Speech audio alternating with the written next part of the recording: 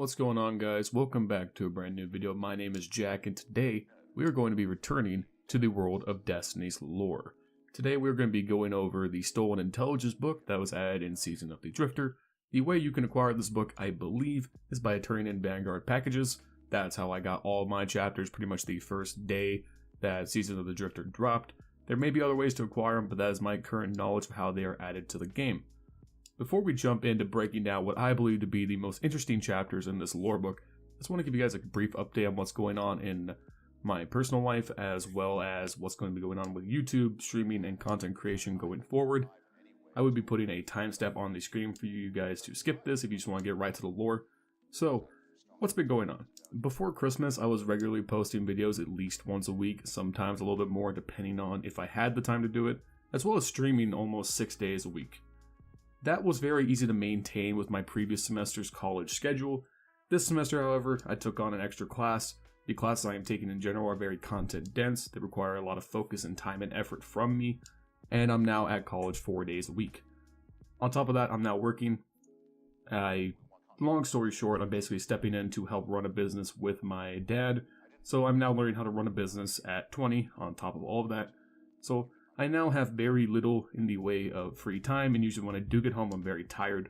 Not really a good excuse. I need to get back to content creation, and I need to stream at least 3 times a week to feel good about it for myself. So we're going to be trying to get out more content, do more YouTube videos. I have some review stuff I want to work on, some stuff related to some games I've been streaming. I also want to continue to cover Destiny lore, as it's been very interesting, and the very first video I did regarding Truth to Power is one of my most viewed videos on my channel. And the Destiny lore subreddit is one of my favorite places to engage. You guys are amazing. So that's the plan going forward. Now getting back to the video at hand today, Stolen Intelligence has several very interesting chapters. We're going to be covering large chunks of them. I'm going to be reading a lot of it. I'm going to be giving you guys some theories and thoughts as we go along. And overall, this is probably going to end up being a very long video. I will be putting timestamps in the description as well as the pinned comment with specific lore entries so you guys can kind of just skip around and watch what you want. Or if you have too much free time, you can watch the whole thing in one sitting. Anyway, the first chapter we are going to be looking at is Instability. Let's read the first bit, then let's talk about it. Access restricted. Decryption key 73XK5V2PG1$AUN-326. Rep number 1021-City-Van. Agent IKO-006. Subject Instability of Leadership. Following the events of the Red War and the recent loss of the Hunter Vanguard, current acting Vanguard leadership has struggled to define its function and role within what is an otherwise largely egalitarian and self-governing body of active guardians. Much like the current popular perception of the Awoken Queen, we have failed to adequately respond to questions about our integrity, competence, and unity as we have grieved the loss of the Hunter Vanguard. The Vanguard was never intended as a governing body of authoritarians, nor does it function as such. But in times of turmoil and uncertainty, people rightly look to figures of strength for guidance and support. Neither the Titan Vanguard nor I ever intended to become politicians. We are warriors first and foremost, and we no longer feel that we are able to serve as such. In the spirit of honest self-reflection and in the face of justified skepticism, we have begun to discuss the possibility of stepping down to invite new leadership into our place, as well as the general merits of disbanding the Vanguard entirely, largely because we believe that this crisis of identity will plague anyone who steps into this role. We recognize that this is ill-timed, and we will endeavor to involve the consensus, the Guardians themselves, and all other interested parties in the discussion as appropriate. I specifically invite the Hidden to closely monitor the situation without my involvement. Should you agree that we are doing more harm than good, please do not hesitate to take whatever actions you agree are necessary. Regarding the open Hunter Vanguard position and the terms of Cade's dare, the situation is unprecedented. Were we to trace the chain of culpability back to its first link, I believe we would be obligated to elect a hive god to our council. Our current inclination is to caucus with the hunters to debate the benefits of opening the position to any interested and well-qualified hunter. Such a debate is, of course, contingent upon the continued existence of the Vanguard itself. We will make an effort to convene the hunters as soon as possible, but this group should be well aware that the most credible candidates have fled the tower in anticipation of such a debate. Message ends. So let's talk a bit about what's going on here. It's clear that this message was written by Ikora Ray. Obviously, it's self-referential to the Vanguard. She references the Titan Vanguard and I. Obviously, this is Ikora Ray, the agent referenced in the message header IKO-006. It's Ikora Ray, right?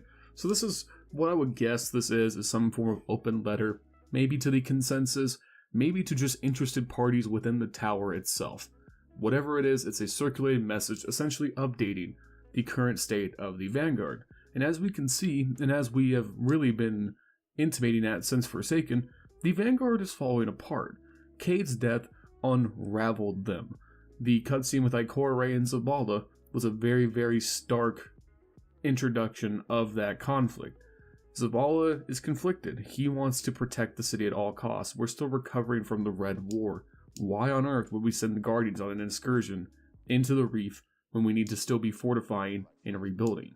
Ikora Ray has a rare moment of not being level-headed in the sense that she wants vengeance. She gets angry. She doesn't really care about the repercussions. She just wants to avenge Cade.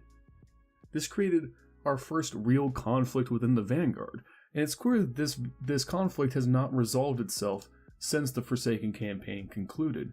And now we get this direct intimation that not only maybe Zavala and Ikora could be stepping down, the Vanguard may be dissolved entirely. Now, the implications of a tower without the Vanguard, it's very hard to tell. The Vanguard control the Guardians. They control us. They give us our tasks and tell us what to do. They direct us. They are our generals, and the Vanguard is more or less the army of the city's governance, right? So, if there's no Vanguard, the leadership of the Guardians is most likely transferred to the Consensus. And that is kind of concerning, as we've seen in various lore tabs, that the Consensus isn't exactly, well, let's just say their name is more ironic than anything else because they seem to disagree on more things than they actually agree to. Very little gets done within the Consensus, and since the speaker has fallen, there doesn't seem to be a whole lot of clear direction within the tower to begin with. So, if the Vanguard goes away, who knows what's going to happen to us, the Guardians, in the way of what orders are we going to receive going forward? What is going to happen to the city? The Vanguard may not be a controlling body within the city, but they are a constant force in keeping us moving forward. They are essentially the body overwatching the safety of the city at all times. So with the Vanguard gone, what is going to happen to the direction of the Guardians? And later on in this lore tab, it is intimated that, as we expected, no one really knows what to do with Cade's empty spot within the Vanguard. We can't really follow through on Cade's dare, as the person who killed him is supposedly dead, at least to the Vanguard's knowledge at this point. We know that Uldren is alive, he has been resurrected, he is now a Guardian, but as to what he's actually going to do within the Guardian Society, well, we don't really know yet. So, there is no one to fulfill Cade's dare, therefore the position is totally empty.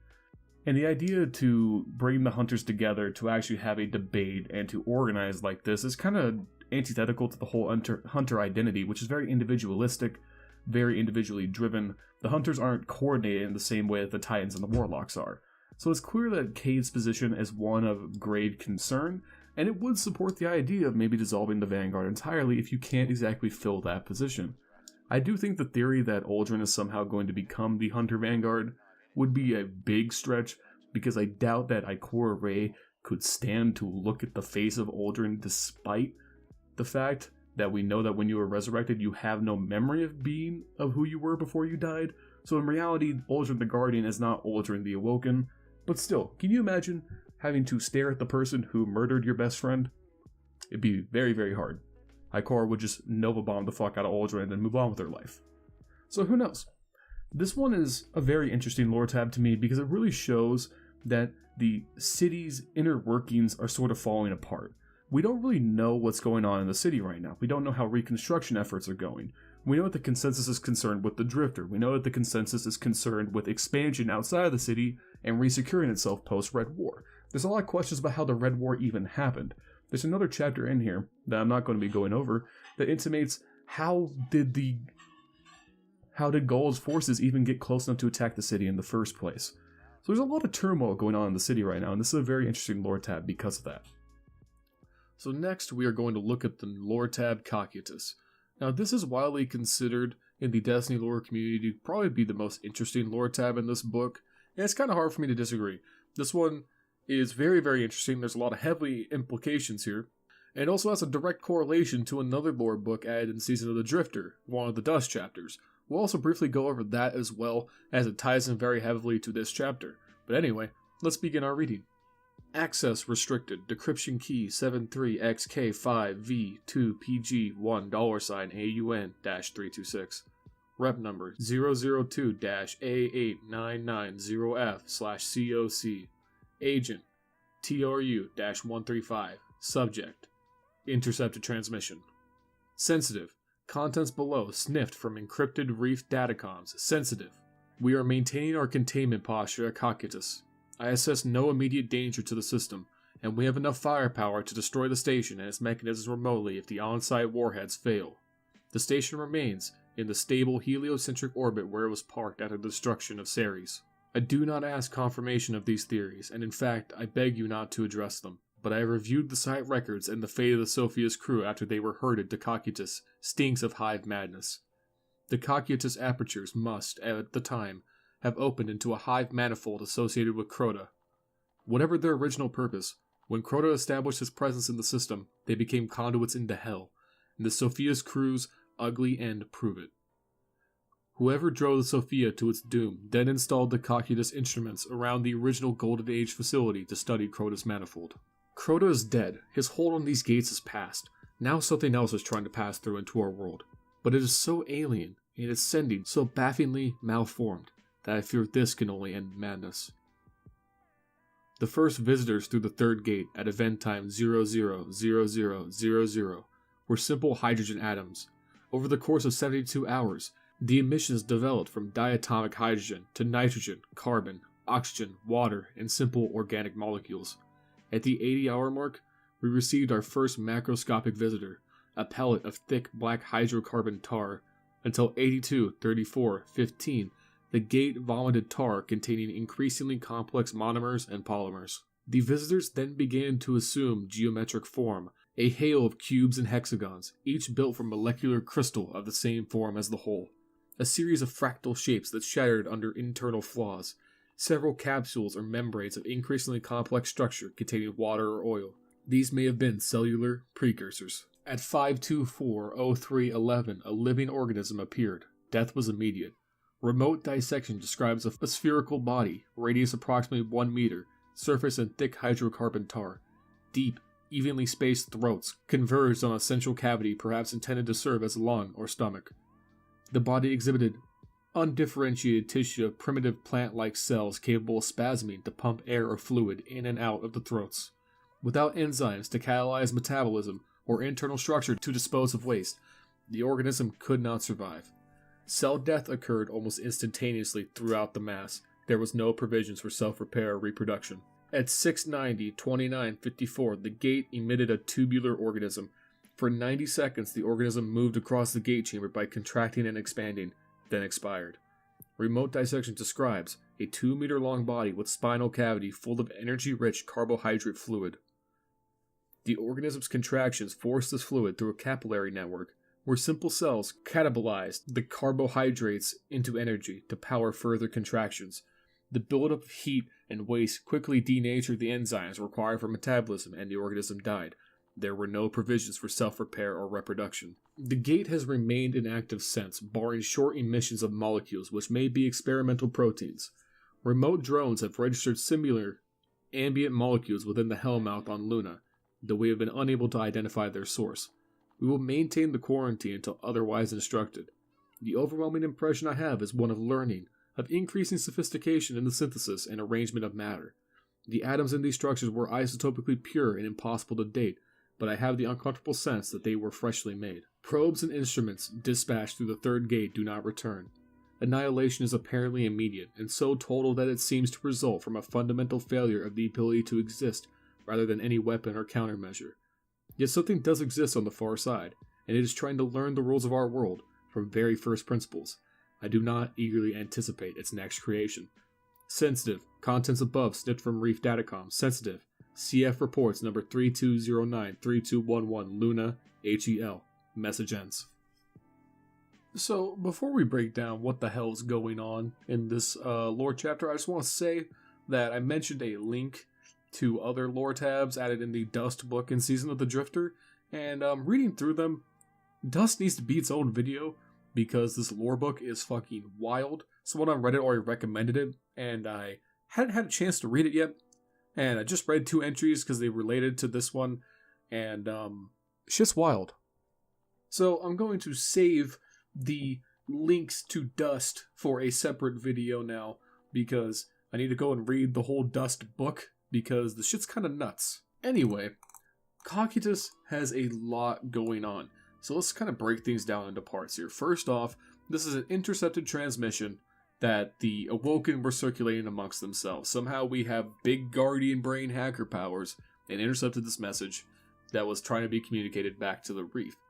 So there is now, at least during this transmission, there are a group of Awoken at the Cocytus trying to study what happened to the crew of the Sophia, who we understand are a group of dead orbit followers who were in the Sophia's ship, somehow got stranded in whatever the Cocytus is. We're not even entirely sure where it is. Couldn't really find where Cocytus is located.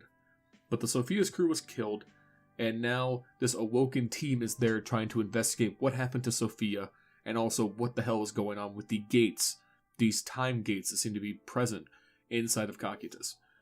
And this weird black hydrocarbon matter that is coming through in various instances in this lore tab is very interesting. I will admit, having read some of Dust, my original theory about what's going on here is wrong. I had assumed that what they were trying to play off here was what was present in one of the original Drifter lore tabs. I want to say, I can't remember the specific lore tab, but there was one where the Drifter was on the ice planet and him and his buddies were trying to figure out what the hell the giant black blobs were, and they killed everyone except the Drifter. I thought that's what that was. I thought they were trying to imply that this is the darkness, the personification of the darkness is what's coming through. But having read Dust, I do not think that's the case anymore. And what I can best guess here is that the Cocytus is a gate that the Nine have the control of. This once again links to Dust. I recommend reading the Dust lore book because it has a lot more relating to this lore entry from Stolen Intelligence. So yeah, these are some pretty fucking big associations, and I'm going to save any further analysis for a different video when we can present everything at once with the knowledge from Dust as well. So let's move on. So next we are going to be looking at Forgeries, which is one of my personal favorite entries in this lore book because of my, as before mentioned, interest in Truth to Power, which I still believe might be the best lore book in all of Destiny right now. Kinda debatable, there's a lot of great lore going on lately, but I love Truth to Power, it's amazing. It's the only other lore video I've done, and this has a direct reference to Truth to Power, which was kind of the whole reason for doing this video in the first place.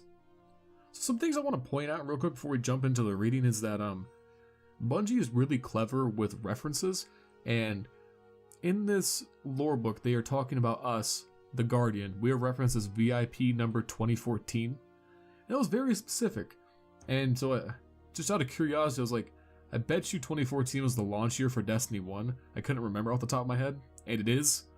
So they call us VIP 2014 because every single Guardian that exists right now that is player controlled was technically, canonically, first born in 2014. Just thought that was a very, very cool reference. Anyway, let's jump into Forgeries and let's discuss it afterwards. Access restricted. Decryption key 73XK5V2PG1 $AUN-326. Rep number 198-Vesta-DC. Agents Fen 092. Subject possible forgeries. As you all know, an unknown sender delivered 6 messages to VIP number 2014. These missives were sent via Glimmer using a simple encryption scheme that even a 5530 unit frame could have easily cracked. 2014's Ghost took immediate notice of these messages and quietly forwarded them to IKO-006, who then distributed them back to us. CF reports number 167173 Vesta DC for full transcripts. In these messages, the sender briefly purports to be none other than one ERI-223, providing fanciful details regarding her origins as a human woman who grew up in an apparent settlement of old Russia known as St. Petersburg. None of this account sat well with anyone who actually knows ERI-223, not simply because none of her close confederates had any first-hand knowledge or belief that she knew of her pre-Guardian origins, but also because she is still active in the field and has personally denied sending these messages. That being said, in accordance with our rigor for skeptical inquiry, this agent was dispatched in pursuit of hard evidence to the contrary. I submit to you now photographic and video evidence recorded from civilian family albums, historical archives, and extant ghost recordings originally captured in the Last City.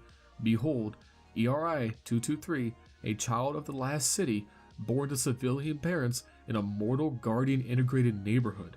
Behold too, Tiny VIP number 1786, though he is almost more unbelievable than ERI 223 if you look at his smile. Of the photos, original digital files were unavailable, but radiocarbon dating clearly identifies the earliest prints as more than 300 years old. This is consistent with the timestamps of footage provided by volunteer ghosts who were present during the same period. As to whether the child we believe to be ERI 223 is indeed ERI 223, please see the second compressed folder attached to this report for full double-blind forensics. In regards to the other personality presented in the 6 messages, having consulted with AICOM RSPN and AICOM XBLK, both have attested that they have no record of any so-called craft mine designated Medusa. This does not discount the possibility that such a craft mine may have existed, but in light of the fact that someone was impersonating our former colleague, it follows that someone may have credibly invented a craft mine as well.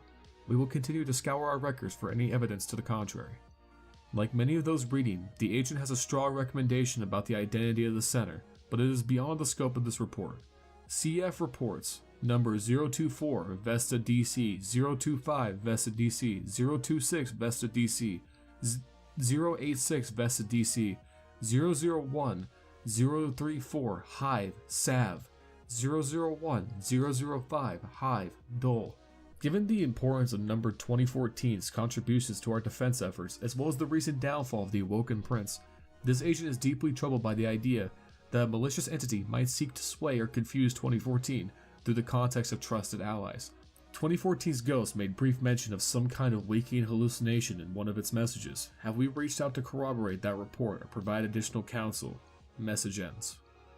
So, some pretty interesting things going on in this one. Definitely not as much when you compare it to stuff like Cocytus and a couple of other entries present in the Season of the Drifter, but I thought it was kind of interesting to notice that our ghost essentially ratted to Ikora that we were receiving these encrypted messages during full curse weeks, and Ikora put one of her hidden conscripts on us to figure out what the hell is going on. The most interesting part, I think quite obviously, is this paragraph where they said they found footage and photos of what could apparently be a child version of Eris Morn and someone called Tiny VIP 1786.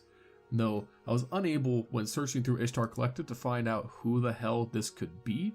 If anyone has an idea who 1786 could be as far as our missing VIP, it would be very great to kind of narrow this down. The clue that is, though he's almost more unbelievable than ERI 223 if you look at his smile. I have no clue who this could be. When they reference VIPs, they are clearly trying to imply it's a high value target or a high value ally of some kind, not necessarily someone within the Vanguard or the Consensus. So I'm not really sure who it could be. I don't know of any characters currently within the Destiny kind of canon that fit this description of someone that would be uncharacteristic of them to smile, besides maybe Zavala? But Zavala isn't a VIP. He's referenced directly in the instability lore tab. So I'm not sure who this missing VIP could be. Other than that, not really a whole lot going on in this lore book. It was just kind of like a really cool nod that they are investigating what the hell is going on with the Truth to Power lore book. They obviously think that it could be some kind of agent of Savathun or of Dolankaru trying to seduce us as to what's going on, which kind of goes with the whole thing of Truth to Power being a fucking lie and trying to mislead you, which I think is really cool. So let's move on to the next entry. So next up we have the lore tab fragment. And at this point, getting a little bit tired of this preamble, so we're just going to skip the introduction about the access and the decryption key and shit. All you need to know that this is from Rep 12059 INCID-LUN, Agents FEN-092. Subject: Affidavit regarding incident number 12059. Last week I was deployed by IKO-006 for routine surveillance of the quarantine zone outside the Hellmouth.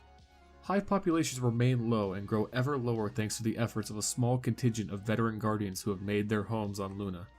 Around 1900 hours yesterday afternoon, I began to experience a crushing headache and excused myself from patrol to recuperate.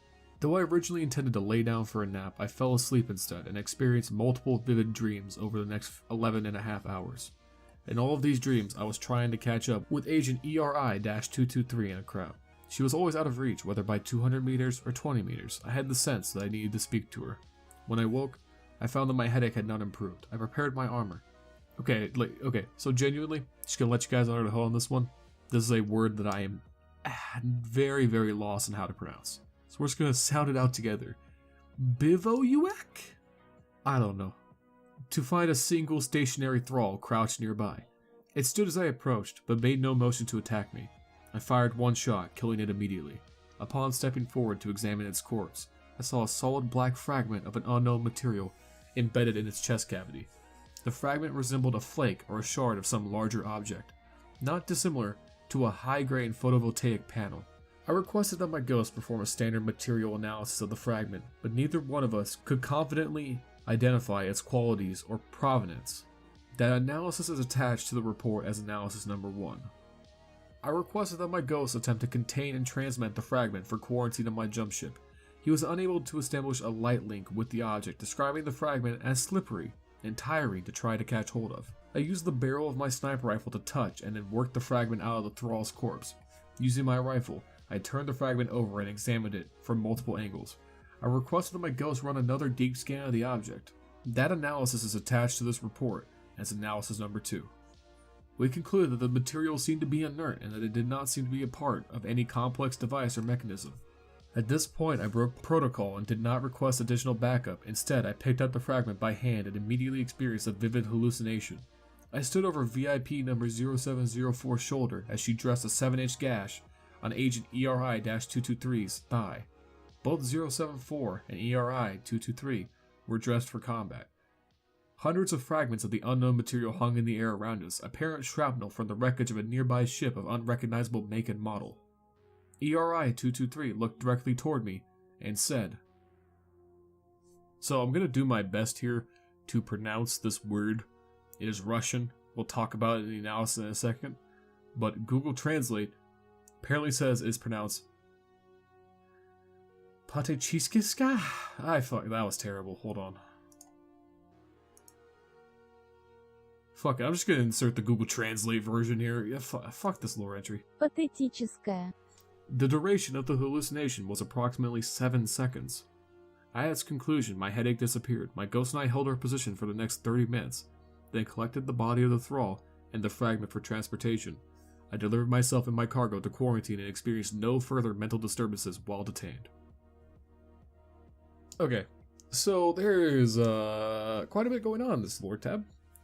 I want to start first with the gobbled up Russian that I will not be including my attempt to pronounce in this video because I value maintaining my any attempt at pride here.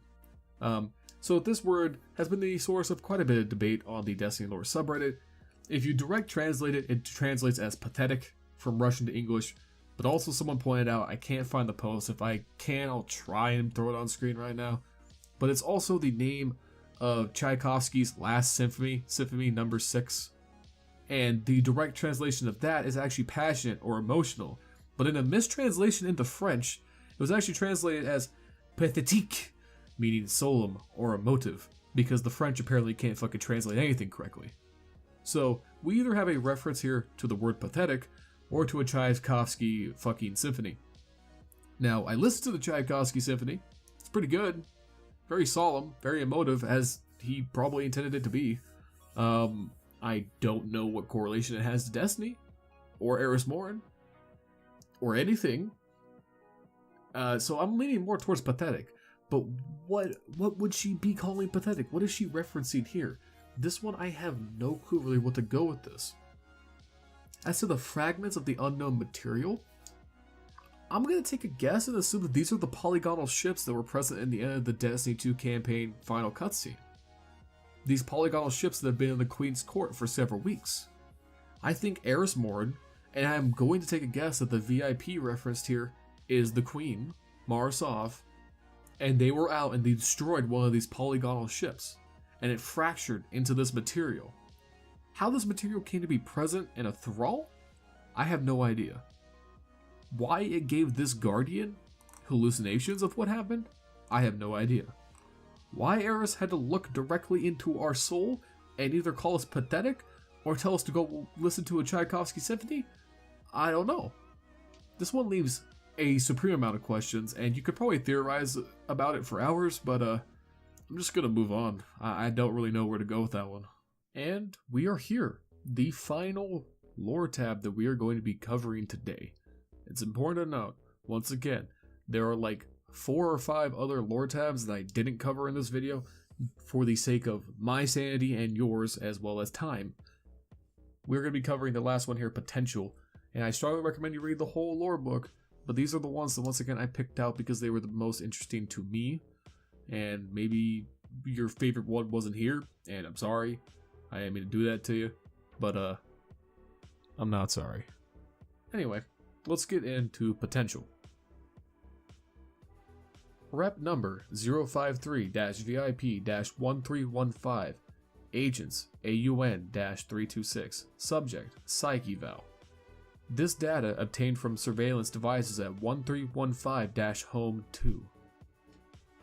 In previous reports, I stated that it was my belief that number 1315 had invoked some kind of paracausal event, enabling the resurrection and return of enemy VIP number 2015. This belief was predicated upon reports of creatures resembling the infamous Echoes of Oryx that Guardian's forces engaged and destroyed en masse during the Taken War. CF Ghost Stream footage here, Cathedral of Dusk, Dreadnought. This is proven false. Spectral analysis from multiple ghosts participating undercover in Prime and Reckoning confirmed that the impossible world at the heart of the Hull is located in unknown space. CF Rep number 001012, Perak 9. Further, these primevals differ in their literal elemental composition. Low SNC, high ambient ACDM, number 1315 has harnessed his banks to what appears to be an engine of pure potential. He no longer needs to pilfer the ascendant plane of primevals, the old is taken in residence. He can create primeval likes from the energy of the Hull and sheer force of will. As to the apparent presence of number 2015, it is a falsehood. My handlers in the Prasic Order surmise simply the shape of Oryx was the scariest hive he could think of. He's tenacious, but he has a small mind. Highly recommend we assess number 1315 for the influence of paracausal forces or entities. Since the conclusion of the joint Vanguard Prasic investigation into his operations, the subject has become increasingly erratic. Beyond running his gambit and reckoning drills with the Guardian population, he has done nothing but hole up in the Annex. He has always exhibited the signs of stress related to prolonged solitude that are typical of all surviving Risen. This manifests in the subject in prolonged and rambling conversations with neither himself or his yet unseen ghost. However, his musings have become less and less coherent over time. Late into the night, away from the Guardian cohorts, he yells at voices that our surveillance equipment has never picked up. He has spoken to himself about trips across vast, interstellar distances to realms no other Guardian has ever described. Again, he has not left the Annex in ages. One might say that I am overstepping even praxic boundaries here, but I would say to them, the subject is free to leave any time.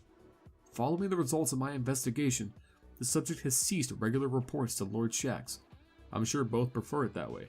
Number 1315 has broken none of the Vanguard's decrees in that time, nor have any further Guardians perished on his watch in Gambit or Reckoning. He's still facilitated a murder and a thief, but he has done nothing to warrant eviction, as I'd hoped. The Vanguard obviously still needs him. The following is a transcript of one of his late-night rambling sessions logged for evidence. Type, Praxic Surveillance Report, Parties, 1. Guardian Type, Class, not available. Associations, Gambit, Drifter, Annex. U101. What now? What the hell is it you're trying to tell me? The hum of a generator. You showed me a universe with no light, dominated by the dark. What are you arguing? Steadfastness in the Traveler's dogma? That's not obtuse enough for y'all. No, I don't think so, because then you showed me a reality without shadows, a pure light from every angle. Nowhere to hide.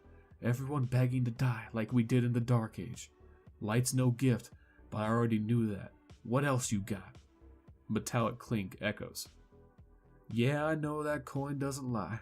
It's the only thing in the world I trust for real. But you know what?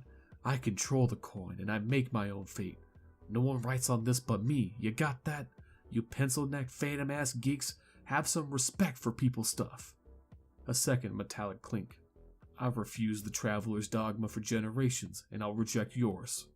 A rush of static as the feed distorts from light-based radiation. You can't boil my brain, brothers and sisters. I see you trying, but I'm already there. A fizzling crackle as the feed distorts from light-based radiation. And if you think you have a handle on Orin, well, you don't know her like I did. You slipped up just once, that girl will eat you alive. 9 steak sounds mighty tasty if you could find it. Scrape it all together. Get a fire going that'll cook it. What a fire that would be. You wanted to see what made us tick? Maybe Drifter wants to see what makes you stop. A dull roar as the feed distorts from light-based radiation. Yeah, boy, that's a threat. Hello? No, not you. I still need you. This week, get back to work. What? Nothing. Still hungry. Message ends. So other than that 100% being the best Drifter impression you will ever hear, what a hell of a message this lore tab has. So the Drifter is having mental fucking conversations with the 9, and the 9 are apparently threatening him to the point that he's calling them on their bullshit and is apparently implicating that Orin, the emissary, is not 100% under their control, and that if the 9 aren't careful, Orin may backstab the 9. So, there's a lot we learn from this. Orin and the Drifter clearly have a past together. They were associated in some way before Orin became the emissary. The Drifter knows her well enough to know some of her character traits and flaws. The Drifter clearly had some form of relationship with Orin. This is pretty interesting. It also kind of ties into several of the Reckoning quotes, where Orin clearly is intimating about the Drifter when she talks about how he's changed so much. And other examples like, he would hardly recognize me, or I can't remember the specific Reckoning quotes right now, but there are a lot of Reckoning quotes that mention another person, another man, and based off of this, I'd be willing to bet that that's the Drifter. So yeah, apparently the Drifter never leaves the Annex, and we now have a canonical explanation for why every single person in the fucking tower never shuts up. It's because Risen apparently go mad and start talking to themselves. Thank you, Bungie, I needed to hear about that. Also, one other little Easter egg, just like the 2014, Oryx is referred to as VIP 2015, which is when Taken King came out. Bungie, I see you, these references are on point. Overall, pretty fucking interesting lore tab. Best Drifter impression NA, don't at me. So, there you go. Those were the most interesting chapters out of the book Stolen Intelligence, recently added in Season of the Drifter. Make sure you guys pick it up. Make sure you guys read all of the chapters included. There were actually more that I wanted to cover, but for the sake of time and for the sake of not literally putting you guys to sleep, I decided just to cover what I would believe to be the most important ones. The entire book is pretty amazing. There's some other really great chapters. Maybe eventually we'll come back and we'll do a part 2 and cover the rest of them as well. Let me know if you guys want to see that. So, that's Stolen Intelligence. Those are some of my theories, some of my musings about what's going on here. Just so you guys know, I am going to be doing a follow-up video on Dust, because having briefly read a couple of the chapters in preparation for this video, and being told by a couple of people on the Destiny lore subreddit, Dust is obviously of a very peak interest here, and I'm going to be looking into it, doing some research, and we're going to speculate and read some of the chapters out of that in my next Destiny lore video. Other than that, guys, my name is Jack. Thank you guys for watching. Make sure you read Stolen Intelligence, and I'll see you guys in the next Destiny lore video. Oh, also, forgot to do the whole YouTuber thing. Make sure you check the description. Check out my Twitter. Check out my Twitch. I try and stream occasionally. Follow me there. Thank you. This is the actual outro. I'm not gonna fix it.